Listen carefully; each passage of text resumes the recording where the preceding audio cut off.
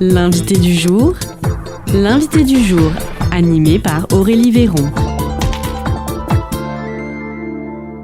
À la journée de la solidarité et de l'emploi de Boé, cette 13e édition du 13 mai 2025, je suis maintenant en compagnie de Laure Bergadieu. Bonjour Laure. Bonjour. Alors Laure Bergadieu, vous êtes assistante au projet et parcours de vie par le dispositif assistance au projet de vie qu'on appelle aussi le DAPV. Est-ce que vous pouvez justement nous présenter le DAPV? Qu'est-ce que c'est? Alors le DAPV, le dispositif assistance au projet de vie, est un dispositif d'insertion qui s'adresse aux personnes en situation de handicap, tout âge, tout handicap, ainsi qu'à leurs proches aidants, pour leur permettre de réfléchir et de formuler leur projet de vie et de les aider à trouver l'ensemble des acteurs qui peuvent répondre à l'ensemble de leur projet, puisque nous intervenons sur aussi bien la santé, l'insertion professionnelle, la vie quotidienne, les loisirs, etc. Donc ça couvre vraiment tous les domaines de la vie, et nous sommes là pour soutenir les personnes dans cette réflexion-là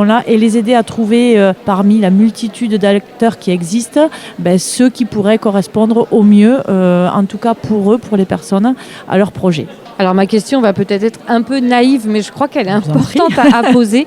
Les personnes en situation de handicap ont plus de freins justement dans la réalisation de leur projet. Qu'est-ce qui est la plupart du temps des difficultés pour eux que nous n'avons pas forcément ou que nous ne sommes pas conscients Alors, des difficultés, si on parle du territoire, il y en a beaucoup, notamment au niveau de la mobilité, et surtout après, là où on peut nous les soutenir, c'est au niveau des droits, l'accès aux droits et l'information aux droits. Parce qu'effectivement, il y a là encore de nombreux acteurs, mais qui fait quoi? Parce qu'il y a quand même une multitude d'acteurs, et le qui fait quoi, comment et qui peut répondre précisément, nous sommes là justement pour les aider à décortiquer les missions de chacun, de façon à ce que les personnes puissent elles-mêmes aller vers les bonnes personnes et les bons interlocuteurs. D'accord, donc par exemple, projet de vie, ça peut être trouver un appartement, oui, trouver un travail. Parfait.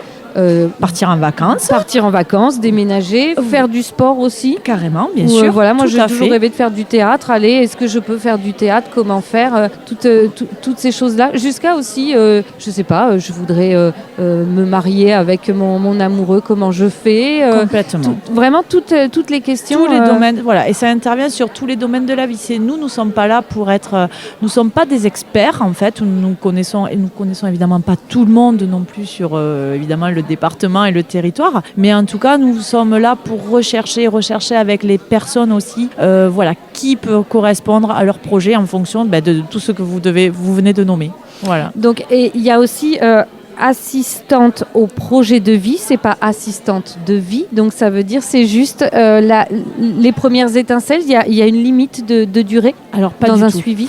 En fait, le dispositif est un dispositif qui est gratuit et qui s'inscrit, en fait, c'est un fil rouge tout au long de la vie. C'est-à-dire que les personnes, via un numéro unique, appellent. Il y a une première présentation qui est faite par notre responsable sur nos missions, qui leur explique, et après, elles choisissent elles-mêmes si elles ont envie d'y rentrer ou pas. Et si elles n'ont pas envie si elles ont envie d'y rentrer, elles y sont inscrites. Nous venons ensuite, dans un deuxième temps, les rencontrer au lieu de leur choix. Ça peut être au domicile, ou ça peut être dans nos bureaux, ou ça peut être ailleurs, de façon à l'endroit en tout cas où les personnes se sentent le mieux pour parler, pour s'exprimer, ou être le plus à l'aise. Et ensuite, on les soutient sur un projet ou que ça leur convienne pas, sur simple mail, elles peuvent s'arrêter, ou par un simple écrit. En fait, elles sont tout au long de la vie, mais il n'y a pas de durée de fin. C'est elles qui choisissent. D'accord, donc voilà. C'est vraiment intéressant.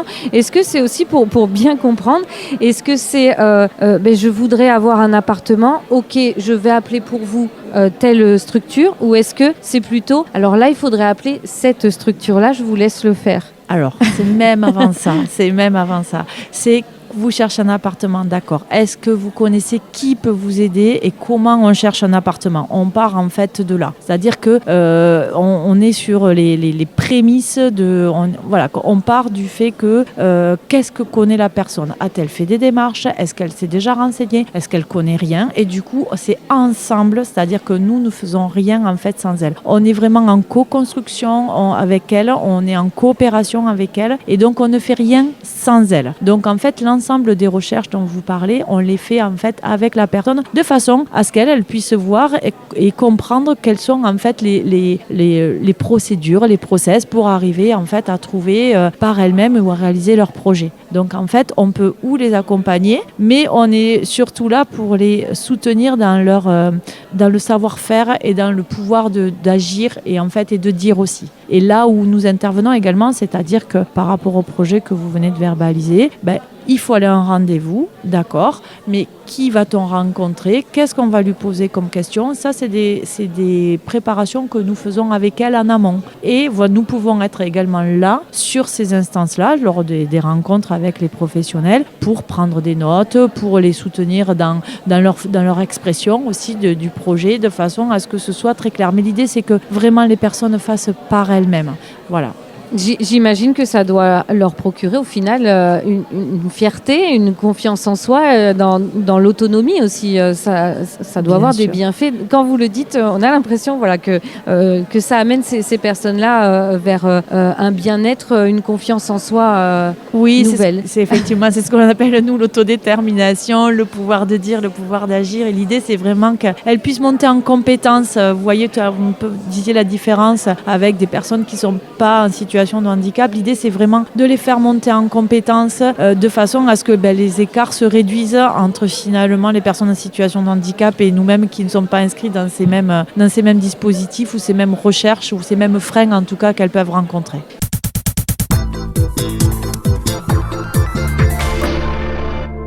Vous avez parlé donc d'un dispositif, donc c'est le dispositif assistance au projet de vie, mais qui en est à l'origine en fait? Ça dépend de qui, de quoi? Alors en fait, le dispositif assistance au projet de vie est financé par l'ARS, l'Agence régionale de santé, en fait qui a développé tous ces dispositifs qu'on appelle aujourd'hui facilitateurs de parcours ou qui se déploient au niveau national. En fait, il y a eu une expérimentation en Lot-et-Garonne de 2016 à 2020. Ensuite, à partir de 2021, le dispositif s'est déployé et donc aujourd'hui, nous sommes 3 associations coporteuses sur le département. C'est pour ça que nous intervenons sur l'ensemble du département, puisque pour bénéficier de notre soutien, il faut être résident du département. Donc, il y a 3 associations porteuses que sont Trisomie 21, la Pré 47 et la MAT. Et du coup, nous sommes 4 salariés à intervenir sur l'ensemble du département. D'accord, voilà. Donc vous avez quand même un métier où vous vous déplacez, parce que vous avez dit oui. vous ne recevez pas les bénéficiaires, vous allez vers eux. Alors, on peut, voilà. C'est vraiment le choix de la personne. Mais effectivement, nous nous débrouillons. Nous avons des bureaux à dispositif sur la Genée, sur le Toninquet, et nous pouvons également en avoir sur Villeneuve-sur-Lot, de ces côtés-là. Et quoi qu'il arrive, si les personnes préfèrent être accueillies dans un bureau, nous, grâce au partenariat et au réseau que nous développons, nous pouvons trouver en fait des structures d'accueil qui nous prêtent, notamment des CCAS ou des choses comme ça, des bureaux pour rencontrer les personnes si c'est plus facile pour elles. Mais sinon, effectivement, nous sommes un dispositif qui est mobile, donc nous nous déplaçons beaucoup et nous allons à la rencontre des personnes là où elles sont, donc à leur domicile pour la majorité finalement, et puis sinon dans les lieux qui leur conviennent le mieux, à proximité de leur domicile ou pas. Voilà. Laure Bergadieu, on est au moment où on enregistre cette interview, on est en plein cœur de la journée de la solidarité et de l'emploi à Boë.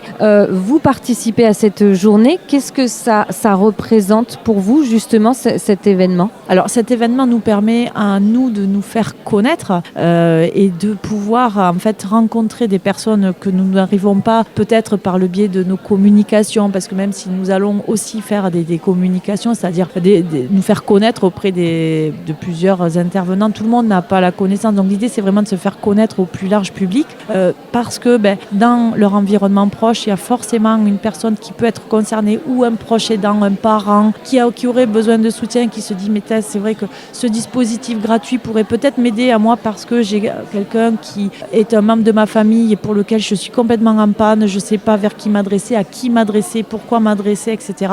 Et du coup, voilà, l'idée, c'est de pouvoir pouvoir rencontrer aussi ces personnes, même si effectivement aujourd'hui le projet c'est l'emploi, ça fait partie de nos domaines d'intervention, donc voilà pourquoi on est là. D'accord. Et l'année dernière, nous étions là aussi d'ailleurs. D'accord. Et puis c'est aussi l'occasion de rencontrer des autres exposants, des partenaires. Exactement. Aussi de nous faire connaître auprès d'eux aussi et de rencontrer, et puis pour nous aussi de savoir qu'est-ce qu'ils proposent eux aussi, qui nous permettent dans notre pratique d'avoir aussi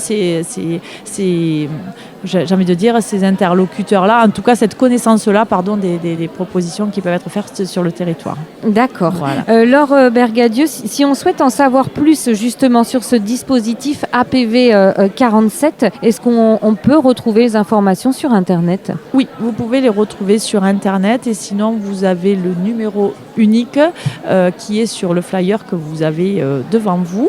Que je peux donner ? Que vous pouvez donner. Allez, donc c'est le 06 34 01 57 15. Je répète, le 06 34 01 57 15. Donc on peut appeler et dire, voilà, j'ai entendu, est-ce que je peux moi aussi en bénéficier, tout simplement. Exactement. Et vous aurez les informations nécessaires et nos missions précises qui seront délivrées par notre responsable. Bon, c'est parfait. En tout cas, merci beaucoup Laure Bergadieu. Donc je le rappelle, vous êtes assistante au projet et parcours de vie du DAPV 47. On vous souhaite une bonne journée de la solidarité de l'emploi à Boë. Merci à vous. Merci à vous, au revoir. C'était l'invité du jour, animé par Aurélie Véron.